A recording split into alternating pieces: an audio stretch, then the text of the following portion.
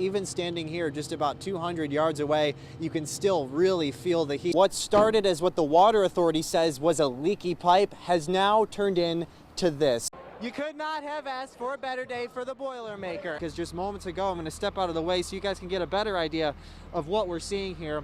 This whole side of the building, I watched it myself, came down. Now, restaurant owners say the increase in capacity is great and all. Just moments ago, going through the parking lot with their flashlights, looking for evidence. Now, this one says it was a launcher and it shot up purple and sky blue fireworks. Just in case you missed that detail, tomorrow's recommended curfew for Halloween here in New Hartford is 6 o'clock. And within the last hour, the Ilion Village Board voted to enter into a shared services agreement with the city of Little Falls. Based on what I heard from the Oneida County Sheriff this afternoon, self-policing is going to be the only enforcement happening regarding gatherings in your home. Now, normally during this time, firefighters are doing demonstrations at schools.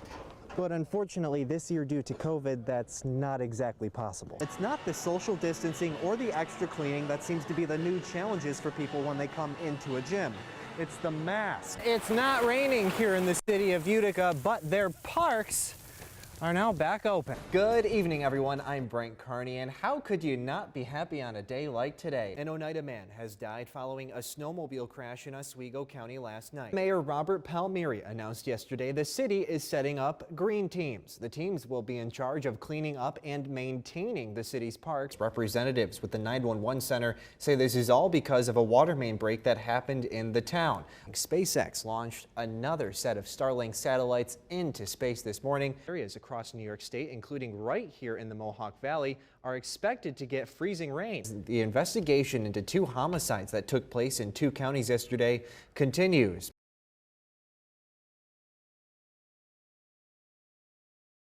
Across the country, virtual classrooms are now the new normal, and now hackers are making their way into these classrooms and disrupting teaching, and it's happened here locally. It's called Zoom bombing, and it's currently on the radar of the FBI. New Hartford parent Juliana Newton-Pauly tells me her 12-year-old daughter was targeted by one of these hacks. Someone posing as her signed into her virtual health class and posted pornography. And now the school is working to try and find out who's responsible. It is a major concern for us. For all schools, using electronic instruction is one of our only methods to get things across, and so we have to use it in essence in some areas based on the guidelines, but we will also want it as safe. Are you getting the police involved? If it comes to that matter, we can, if it's a police matter. But again, at this point, we're just completing our investigation. We're in the beginning phases of investigation. Juliana says parents have told her this has happened before. In earth science, it was racist remarks just kind of blasting out to all the kids. In a Spanish class, I heard that it was just straight out pornography. I reached out to Zoom for a comment. They responded in part, "We take meeting disruptions extremely seriously, and where appropriate, we work closely with law enforcement authorities. We encourage users to report any incidents of this kind to Zoom and law enforcement authorities so the appropriate action can be taken against offenders." So people are like, oh, it's just a harmless prank, it's just kids having fun. That's not fun. Not when your child could see something that they should not be exposed to. Other hands up, ready to go? Go! On 4 mornings a week, Utica fitness teacher Edwin Singleton holds a workout camp for neighborhood kids right on his front lawn.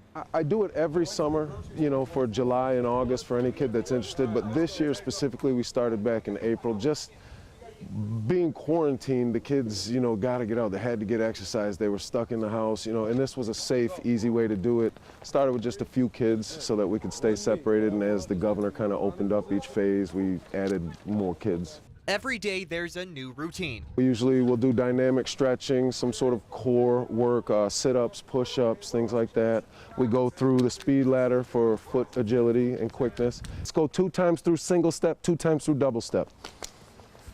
I have 3 young boys, and I actually just wanted to get the summertime, wanted to work on their speed, footwork, get them in shape, and I thought it'd be a good thing with other kids. And these triplets are quite the dynamic trio, or as they call it, triple threat. What's your name? Jordana, Anthony, and you? Rocco. They're going into first grade and each have their favorite routine. Doing the push-ups and sit-ups and drills. That's it, guys, that's it. Pump those hands. Pump those hands, Rocco. Singleton also has some current school athletes on his camp roster.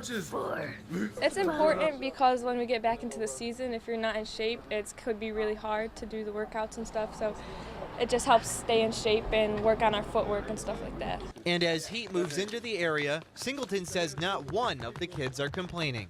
I just think it's great that these kids are willing to get up at 8:30, 9 o'clock in the morning, work out in this heat for an hour, hour and 15 minutes every morning, and they don't complain.